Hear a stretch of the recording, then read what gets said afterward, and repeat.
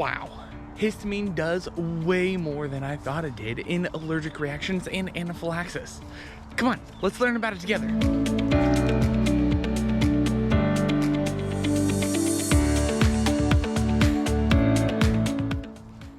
Hey everyone, welcome back to White Line Medicine, and thank you so much for joining us again in our series about allergic reactions and anaphylaxis. So today we're going to be talking about histamine and its role that it plays within all of this. As a quick recap, let's look back on why histamine is even being released and how we got here in the first place. Remember that with allergic reactions and anaphylaxis, histamine comes from mast cells and basophils that has been released because an antigen has come into the body, bridged the gap between several IgE molecules, which has then told the mast cell and basophil to release their contents in a process called degranulation. Now, there are 4 types of histamine receptors. They're labeled H1 through H4. For the purpose of this video, we're going to be primarily talking about H1 receptors and their effects, but we'll also touch on H2 a little bit. Alright, so as usual, I've brought my trusty iPad out with me, so let me find a spot to get comfortable. That looks pretty good. And I'll draw it all out for you.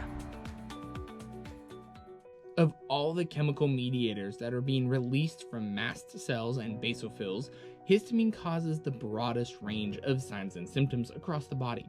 Let's start by looking at the lungs. Within the lungs, histamine causes 3 different things to happen. We have bronchoconstriction, bronchospasms, and increased bronchial mucus production. Now, when we're talking about the lungs, our bronchioles are the smallest of our airways. These are the spots that are being affected. The bronchoconstriction and the bronchospasms are causing the bronchioles to not only narrow significantly, but they keep contracting again and again, making it difficult for air to pass.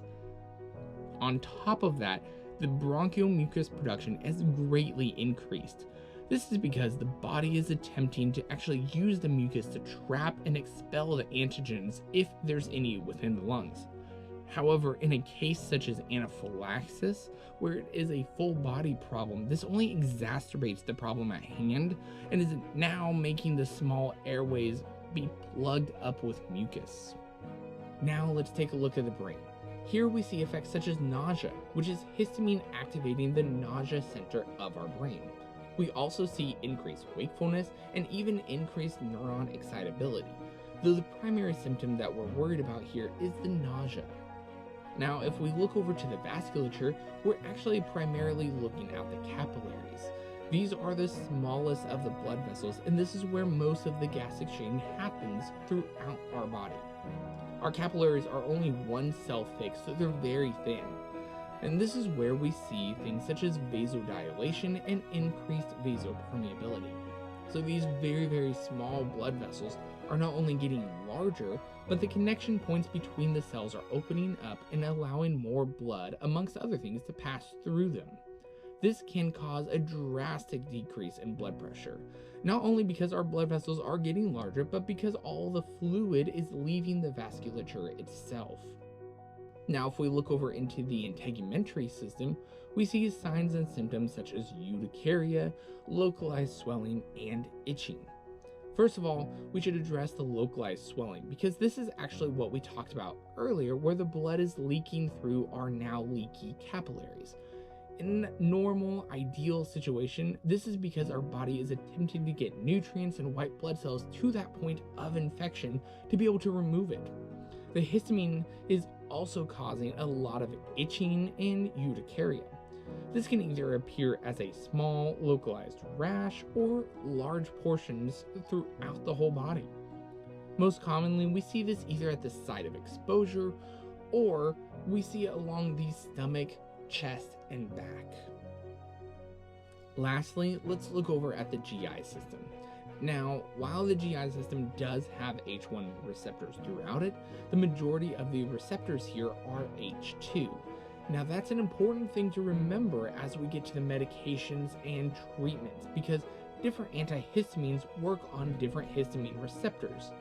Within the GI system, histamine causes a lot of things, such as increased GI motility and increased GI mucus production. This ends up leading to a lot of nausea, vomiting, diarrhea. And like in most things throughout the body, in a normal instance, the body is doing this because it's trying to get rid of the antigen that has invaded it. And it's doing this by any means necessary.